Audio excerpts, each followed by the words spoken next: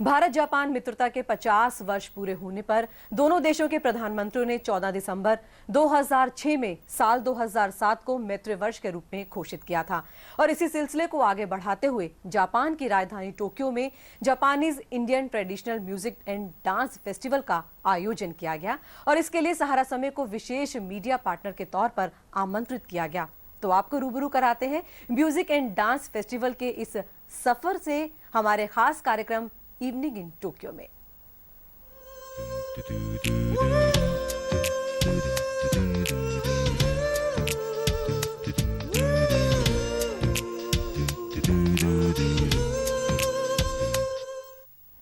दिल्ली के इंदिरा गांधी अंतर्राष्ट्रीय एयरपोर्ट से 15 सदस्यीय म्यूजिक ग्रुप ने टोक्यो के लिए उड़ान भरी। इनमें गायन, वादन और नृत्य के प्रतिभाशाली कलाकारों को स्थान मिला। टोक्यो पहुंचते ही सभी का पूरी गर्मजोशी के साथ स्वागत किया गया।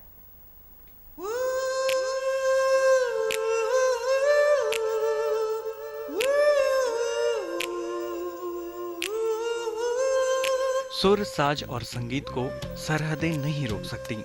वो 7 समुंदर पार कर दिलों पर दस्तक दे ही जाती हैं। छतरपुर के 15 सदस्यीय म्यूजिकल ग्रुप को भारत से टोक्यो ले जा रहा विमान इसी बात का सबूत है। विमान में सवार हैं Japanese Indian traditional musical and dance festival में भाग लेने वाले कलाकार। आसमान की ऊंचाइयां, बादलों की अटखेलियों के बीच दल टोक्यो के नरिता इंटरनेशनल एयरपोर्ट पहुंचा। टर्मिनल 1 पर कार्यक्रम के आयोजक दल का बेसब्री से इंतजार कर रहे थे। हमारे दिल ऐसे मिले कि शायद हम में कभी भौगोलिक दूरियां भी नहीं रही हों। इस दौरान मौसम कुछ बेईमान हुआ।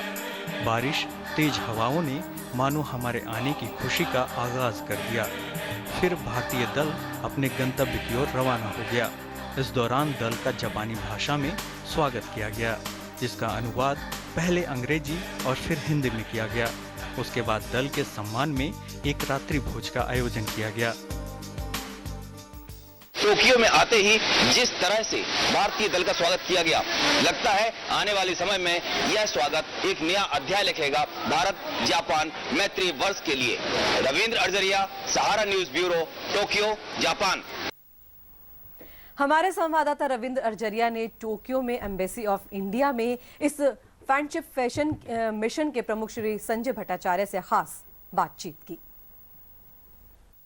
सालों से आ रहा है और हमारे जो ऐतिहासिक संबंध है वो हम आज के संदर्भ में और बढ़ाना चाहते हैं। ये आर्थिक मामलों में हमारा, राजनीतिक मामलों में हमारा जो संगठन है उसको हम अपने सांस्कृतिक कार्यक्रमों से और मिलन से, दो देशों के लोगों के बीच के मिलन से, पिछले साल जब हमारे प्रधानमंत्री जापान आए थे, हम लोगों ने भारत जापान मैत्री साल का शुरुआत किया। 14 दिसंबर को हमारे प्रधानमंत्री श्री मनमोहन सिंह और जापान के प्रधानमंत्री श्री शिंजो आबे ने इसका एकत्रित होकर इसकी शुरुआत किया। इस बीच पिछले 9 महीनों में भारत की ओर से हम लोगों ने 70 से ज्यादा कार्यक्रम जापान के विभिन्न प्रांतों में, बिल्कुल उत्तरी प्रांत से लेकर बिल्कुल दक्षिण तक हम लोगों ने 70 से ज्यादा कार्यक्रम किया है। ये ग्लोबलाइजेशन का जमाना है। ग्लोबलाइजेशन में हमारे राजनीतिक जो ढांचा है ये एक बहुत ही बदलाव की स्थिति में है। हमारे जो आर्थिक संबंध है ये एक बहुत महत्वपूर्ण भूमिका निभाती है। ज्यादातर हम लोग राजनीतिक और आर्थिक संबंधों के बारे में ज्यादा चर्चा करते हैं, लेकिन हम लोग भूल जाते हैं कि लोगों के अंदर में जो सबसे महत्वपूर्ण चीज है वो है लोग और लोग के बीच का रिश्ता, और ये है हमारे संस्कृति का रिश्ता। कार्यक्रम में छतरपुर के कलाकारों ने अपना सिक्का जमा दिया। जापान में भारतीय परंपरागत गीत संगीत को जापान के निवासियों ने काफी पसंद किया। तो आइए देखते हैं कि कैसा रहा पूरा ये कार्यक्रम। सांस्कृतिक धरोहरों के आदान प्रदान के लिए 15 सदस्यों का एक भारतीय दल जापान पहुंचा। इस दल में गायन, वादन और नृत्य के प्रतिभाशाली कलाकारों को स्थान मिला। इस दल ने टोक्यो में आयोजित Japanese Indian traditional music and dance festival के लिए भारत का प्रतिनिधित्व किया। फेस्टिवल की शुरुआत बौद्ध परंपरा के पवित्र पाठ और भारतीय ईश वंदना से हुई। जापान के परंपरागत वाद्य यंत्रों के साथ भारतीय तबला और सितार की संगत ने माहौल को संगीतमय बना दिया। गायन, वादन और नृत्य में निपुण 16 वर्षीय अवंतिका दुबे ने ऐसा समा बांधा कि दर्शक मंत्रमुग्ध हो गए। अपने इस प्रदर्शन को उन्होंने कड़ी मेहनत और साधना का नतीजा बताया। जी, खजुराहो में 8-8 घंटे प्रैक्टिस करने के बाद ये इच्छा थी कि अरमान थे कि बहुत अच्छा प्रोग्राम जाए, और वैसा ही हुआ। यहाँ के लोगों ने बहुत स्नेह प्रेम दिया, मेरा हृदय गदगद हो गया है।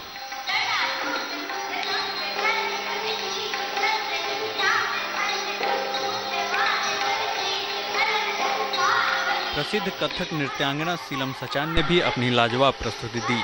अस्वस्थ होने के बावजूद उन्होंने अपने प्रदर्शन में कहीं कोई कमी नहीं आने दी। अपने इस प्रदर्शन से वो काफी संतुष्ट नजर आईं। मुझे यहाँ पर नृत्य करके बहुत अच्छा लगा। हिंदुस्तान की संस्कृति लेके हम लोग यहाँ आए थे, और जापान में आके ऐसा लगा कि जैसे दोनों संस्कृतियाँ मिल गई हों, और भविष्य हमारा ऐसा होगा। ये प्रोग्राम करने के बाद ऐसा लगता है कि हम लोग भविष्य में बहुत नज़दीक आएंगे। टोक्यो फेस्टिवल भारतीय कलाकारों के लिए किसी चुनौती से कम नहीं था, लेकिन कलाकारों की कड़ी मेहनत काम आई। अपनेपन और प्यार की बदौलत भारतीय कलाकारों ने अपनी बेहतरीन प्रस्तुति देकर जापानियों को भी परंपरागत भारतीय गीत संगीत का मुरीद बना दिया। रविंद्र अर्जरिया, सहारा समय, टोक्यो, जापान।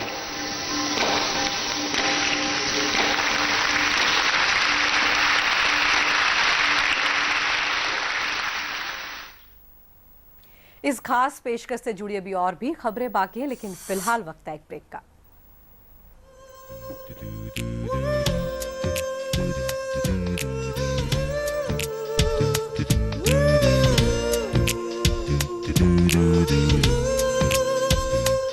कारीगरों द्वारा निर्मित रिपीटिंग वाली सेंटरिंग की नई प्लेटें एवं हर साइज के कॉलम, साइडें, जैक, स्पान के लिए मध्य प्रदेश एवं छत्तीसगढ़ के थोक व फुटकर विक्रेता संपर्क करें। माइन को ठंडक पहुँचाए, टेंशन सारा दूर भगाए, बाल घने काले बनाए, चुटकी में सिर दर्द मिटाए, आयुर्वेदिक तेल है निरारत यानी एक्स्ट्रा कूल।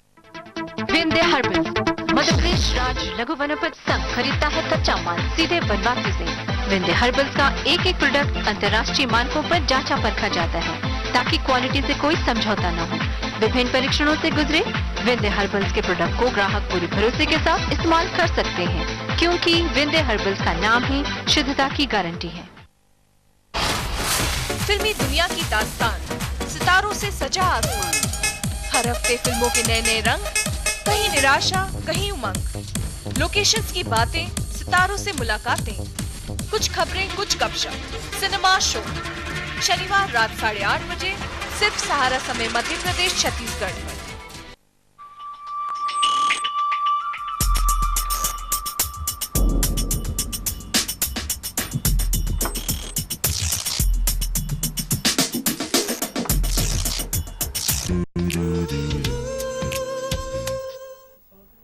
ब्रेक के बाद इस खास पेशकश इवनिंग इन टोक्यो में आप सभी का एक बार फिर से स्वागत है।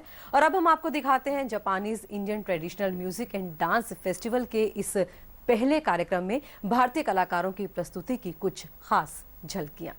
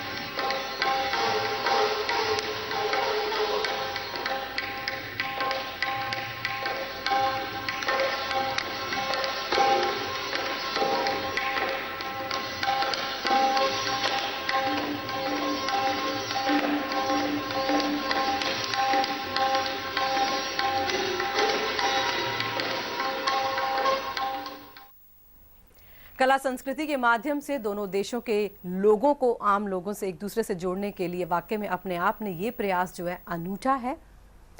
भारतीय परंपरागत गीत संगीत ने जापान वासियों का मन मोह लिया। दोनों देशों के बीच सांस्कृतिक आदान प्रदान काफी पसंद किया गया। I thought it was wonderful. It really brought together the cultures of the ancient cultures of Japan and India together into a very creative and dynamic 21st century. I think it's fascinating. I've been in Japan for a little while now, but I've never really looked too much into the Indian culture. So for me especially, this is very interesting to see how Japan's relationship to India is. And it's all just fascinating because I've never seen this type of culture mix before. I think it's very unique. I think it's relationships becoming very close. Yes. So it's a good experiment? Yes, I feel good impression. Yes. Japanese traditional dance, Asian dance and Indian dance, and gagaku and shomyo. This collaboration is very, very wonderful. Very nice. और आइए आपको लिए चलते हैं Tokyo के उस हिस्से में जहां भारत बसता है, महात्मा बुद्ध के उस मंदिर में जहां अध्यात्म की अनुभूति होती है। भारतीय दल ने भी वहां जाकर पूजा प्रार्थना की। टोक्यो के बड़े भाग में बना है ये बौद्ध मठ। यहाँ पूरा वातावरण अध्यात्म की रोशनी में नहाया हुआ है। ये मठ जापानी कला का अद्भुत नमूना है। यहाँ लोग दूर दूर से शांति की तलाश में आते हैं। टोक्यो के इस महात्मा बुद्ध के धर्म स्थल पर आकर के लोग दूर दूर से मनौतियां मानते हैं। उन्हें लगता है कि इस आध्यात्मिक स्थल पर आकर उनकी मनौतियां अवश्य पूरी होंगी। महात्मा बुद्ध की इन प्रतिमाओं के बीच ध्यान उतरता है, चिंताएं गिर जाती हैं और दिल का अंधेरा कोना रोशन हो उठता है। भारतीय दल ने भी दुआएं मांगी, प्रेम की, मित्रता की, अपनेपन की। हर तरफ फैली हरियाली, लकड़ी के बने घर और रंग बिरंगी मछलियां माहौल को हल्का फुल्का बनाए रखती हैं। लोग बुझे मन से ईश्वर के घर का रुख करते हैं और खुश होकर अपने घर लौटते हैं। I just come to Asakusa. ये यहाँ आके बहुत शांति मिलती है। I just feel relaxed. मेरे को लगता है मैं वापस इंडिया चली गई हूँ एंड मेरे को अपनी कंट्री का याद आता है तब। और मैं यहाँ बार बार आना चाहती हूँ। ये शायद मेरे जितने दिन में मैं टोक्यो में हूँ वहाँ पे ये जगह पे एटलीस्ट 4-5 टाइम्स आ चुकी हूँ और यहाँ पे एटलीस्ट आके मैं 2-3 घंटा अपना समय बिताती हूँ। वास्तव में ये स्थान है भी आध्यात्म का ऐसा, जहाँ बैठ करके मानो योग, अध्यात्म और शांति एक साथ मिल जाते हों। Ravindra Arjariya, Sahara news bureau, Tokyo, Japan. Bharat Japan की मैत्री काफी पुरानी है। क्या कुछ नया रहा है इस पूरे दौरे में, जानने के लिए बात करते हैं अपने संवाददाता रविंद्र अर्जरिया से, जो इस समय हमारे साथ फोन लाइन पर मौजूद हैं। रविंद्र जी, इस पूरे देखा जाए तो इस पूरे सांस्कृतिक दौरे को आप किस नजरिए से देखे रहेंगे? आपका खुद का अपना व्यक्तिगत अनुभव क्या रहा? कपिला जी, ये दौरा पूरी तरह से सफल दौरा कहा जा सकता है। जिस तरह से जापानियों ने भारतीय संस्कृति को ही नहीं बल्कि भारतीयता को अपनाने का एक प्रयास किया है, उससे लग रहा था कि जैसे वहाँ के लोग बहुत समय से इंतजार कर रहे थे कि इस तरह के कुछ आयोजन हो, इस तरह की चीजें हों और हम एक दूसरे को समझ पाएं। और जहाँ तक इस दौरे की बात करें तो जब हम वहाँ गए तो मुझे लगा ही नहीं कि हम कहीं विदेश में आ गए हैं। सारे लोगों ने इतना ख्याल रखा और भारतीयता को वो आध्यात्म की दृष्टि से देखते हैं। और क्योंकि वहाँ पर बौद्ध संप्रदाय के बहुत ज्यादा लोग हैं तो उनके अंदर एक मनोभूमि रही, क्योंकि बौद्ध संप्रदाय के बहुत बड़े संत महात्मा बुद्ध अपने हिंदुस्तान से रहे हैं। तो ऐसी स्थिति में जो आत्मिक लगाव है वो आध्यात्मिक लगाव के आसपास कहीं मिला मुझे। वहां पर जाने के बाद जब सांस्कृतिक समन्वय हो रहा था, जब जापानी लोगों के साथ भारतीय साज बज रहे थे, जापानी कलाकार उस पर अपने रिदम दे रहे थे, तो लग रहा था कि दोनों की रिदम एक है, दोनों का नाद एक है, दोनों के विचार और संस्कृतियां एक हैं। निश्चय ही ये आत्मसात का जो प्रारंभ हुआ है, जो श्री गणेश हुआ है, ये श्री गणेश निश्चय ही भारत और जापान के बहुपक्षीय आयाम को मजबूत करेगा। राजनीतिक पक्ष, आर्थिक पक्ष और तकनीकी पक्ष के विशेष बहुत सारे ऐसे समझौते हैं जो आने वाले समय में दोनों देशों के लिए नया अध्याय प्रारंभ करेंगे। कपिला जी, जी रविंद्र जी, बिल्कुल आपने ठीक कहा कि अपने आप में बहुत ही अनूठा ये प्रयास किया गया, जिस तरह से जो दोनों देशों की परंपराओं को आमने सामने लाया गया। देखा जाए तो ये जो दोनों देशों की मैत्री है काफ़ी पुरानी है। अगर हम भगवान बुद्ध की बात करें तो वो यहाँ भी पूजनीय है और वहाँ भी पूजनीय है। आप सांस्कृतिक पहलुओं पर ही फिर से नज़र डालें तो क्या कुछ खास आपको दिखने में रहा और क्या कुछ ऐसा रहा कि दोनों जगह पर बहुत ही कॉमन है, दोनों जगह पर ही वो चीज़ें जो वैसे ही पूजनीय है?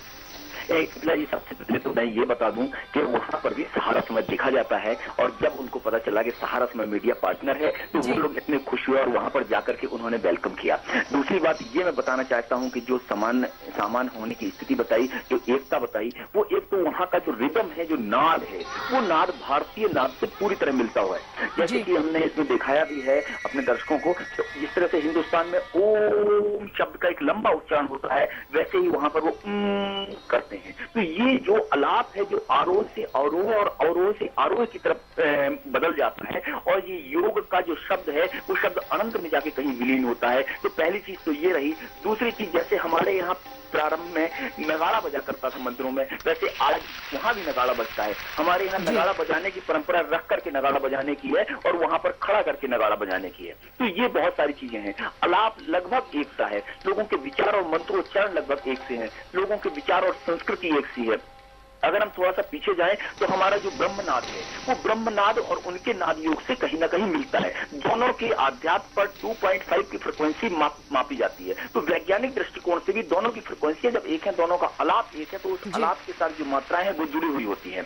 और कपिला जी, एक बात और बता दें कि ये जो कार्यक्रम वहां पर पहले दूसरे सप्ताह में, सितंबर के दूसरे सप्ताह में टोक्यो में हुआ है, वही कार्यक्रम, उसी से मिलता जुलता एक कार्यक्रम अब 19 नवंबर को दिल्ली में होगा और 1 और 2 दिसंबर को खजुराहो में आयोजित किया जाएगा। तो इस तरह से अभी 2 कार्यक्रम और बाकी हैं जो इस परंपरा को और आगे बढ़ाएंगे और इस तरह से वहां पर भी तैयारियां चल रही हैं, यहाँ पर भी तैयारियां चल रही हैं और इस तरह से पूरी तरह से अभी जब वो हमारा दल लौट करके आया है तो सारे लोगों में खुशी है, उत्साह है, एक नई उमंग है। आने वाले अपने उन आगंतुकों को जो जापान की सरजमीन से हिंदुस्तान में आएंगे, उनके स्वागत के लिए पलक पावड़े बिछाने की तैयारियां की जा रही हैं। कपिला जी जी बिल्कुल, हमें भी उनका खास इंतजार रहेगा। आपने कहा कि 2 कार्यक्रम रखे जाएंगे, एक आपने बताया 19 नवंबर का और दूसरा 1 और 2 दिसंबर को खजुराहो में रहेगा। तो इन प्रोग्राम्स की ड्यूरेशन क्या रहेगी, कितने दिनों के लिए ये दल जो है वहां से हमारे यहाँ आएगा?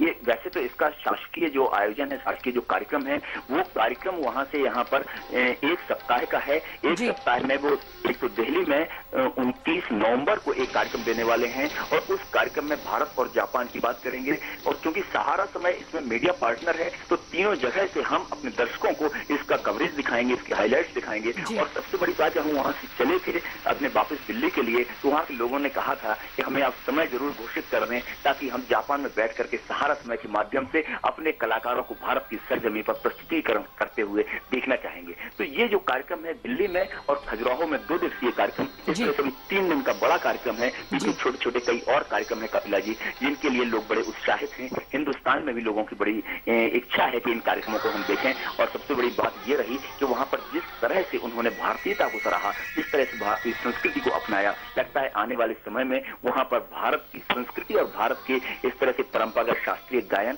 वादन और नृत्य की पाठशालाएं प्रारंभ हो जाएंगी। क्योंकि हमने वहां फॉरेन अफेयर्स के अधिकारियों से बातचीत की थी, वो बड़े उत्साहित हैं इस कार्यक्रम को लेकर के और उन्हें विश्वास है कि इस मैत्री वर्ष के समापन के समय तक ये दोनों देश इतने नजदीक आ जाएंगे कि फिर इस तरह के आयोजन की आवश्यकता नहीं पड़ेगी, बल्कि मैत्री हमेशा के लिए प्रगाढ़ होकर के हमेशा के लिए एक दूसरे के साथ बंध जाएंगे। कपिला जी रविंद्र जी, बिल्कुल आपने ठीक कहा कि हमें भी इस तरह के कार्यक्रम का बेहद उत्सुकता से इंतजार है। एक बार फिर से आपके निजी अनुभवों पर एक बार फिर से लौटने की कोशिश करते हैं। आपकी एक जो रिपोर्ट आई थी वहाँ के खास बौद्ध मंदिर पर आई थी, उस रिपोर्ट को देखें, वहाँ के दृश्य को देखें तो हमें भी बहुत ही सुखद अनुभूति का एहसास रहता है। आपके खुद के वो पल कैसे रहे जो पल आपने उस मंदिर में खास तौर पर बिताए?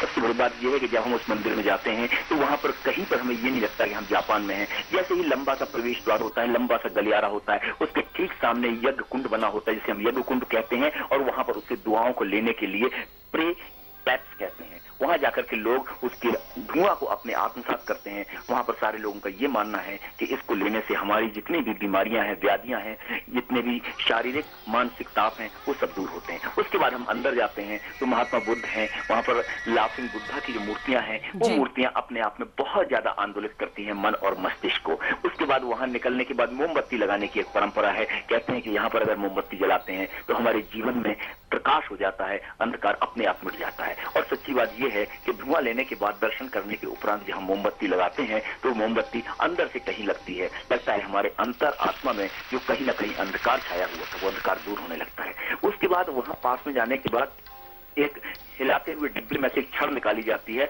उस छड़ में एक कोड वर्ड, उन्हीं की जापानी लैंग्वेज में कुछ लिखा रहता है, सूत्र वाक्य। उस वाक्य को देख करके फिर वहां से कागज निकाल के वो हमारा अपना भविष्य बताता है। और सबसे बड़ी बात यह है कि वहां पर जितने भी कार्ड रखे हैं उसमें लोगों को प्रेरित करने के लिए, लोगों के भविष्य को आत्मसात करने के लिए, लोगों के मानवीय भावनाओं को विकसित करने वाले स्लोगन भी जापानी भाषा में लिखे होते हैं। और इस प्रकार वो पूरा का पूरा मंदिर, ये एक मंदिर नहीं है, जापान में इस तरह के बहुत सारे मंदिर और मठ हैं। उन मठों में बैठ करके ध्यान लगाते हैं तो निश्चित ही आध्यात्म की प्राप्ति होती है। और सबसे बड़ी बात यह है कि जापान में जितनी भाग दौड़ है, जापान में जितनी तेज जिंदगी है, वो सारी जिंदगी यहाँ जाके ठहर जाती है। लोग यहाँ से आध्यात्मिक ऊर्जा प्राप्त करके नई ऊर्जा का संचार अपने अंदर करते हैं। कपिला जी रविंद्र जी, कार्यक्रम का जो समय है वो बहुत तेजी से भाग रहा है और हमारा तो मन कर रहा है कि आपसे और वहाँ के निजी अनुभव जाने, कुछ और भी वहाँ की परंपराओं के बारे में, खासकर सांस्कृतिक आदान प्रदान के बारे में और जानकारी लें। फिलहाल बहुत ही संक्षेप में आपसे जानना चाहेंगे कि जो कलाकारों का दल वहाँ गया था, उनका खुद का अपना अनुभव क्या रहा? कलाकार गए थे वो केवल छतरपुर के नहीं थे, बल्कि छतरपुर के कलाकारों की संख्या अधिक थी। उसमें उत्तर प्रदेश के, पंजाब के, दिल्ली के और हिंदुस्तान के बहुत सारे प्रांतों के लोग जुड़े हुए थे। और उनके व्यक्तिगत अनुभव ये रहे कि उन्होंने जाकर के वहां पर जिस तरह की परफॉर्मेंस दी, और सबसे बड़ा अनुभव उनका ये रहा जब हिंदुस्तानी संगीत बजता था और जापानी उस पर अपना कार्यक्रम प्रस्तुत करते थे। वो क्षण थे जिन्हें एक साथ जिया है कलाकारों ने। उस समय संगीत के सुर, ताल इस पूरे की पूरी भौगोलिक सीमा से पृथक थे। केवल वहां पर अगर था तो सुर था, संगीत था और आलाप था। उसके साथ आदमी का आध्यात्मिक रोमांचक था। इन सारी चीजों को आध्यात्मिक महाकुंभ की अगर हम संज्ञा से संबोधित करें तो अतिशयोक्ति नहीं होगी। सारे कलाकार भाव विभोर थे, हिंदुस्तान के भी और जापान के भी। कपिला जी रविंद्र जी, इस तमाम जानकारी के लिए, हमसे बातचीत करने के लिए, खासकर अपने अनुभव, इतने यादगार अनुभव हमसे बांटने के लिए आपका बहुत बहुत शुक्रिया। तो इस खास पेशकश इवनिंग इन टोक्यो में फिलहाल अभी इतना ही, और अभी वक्त है एक ब्रेक का। ब्रेक के बाद भी खबरों का सिलसिला जारी है।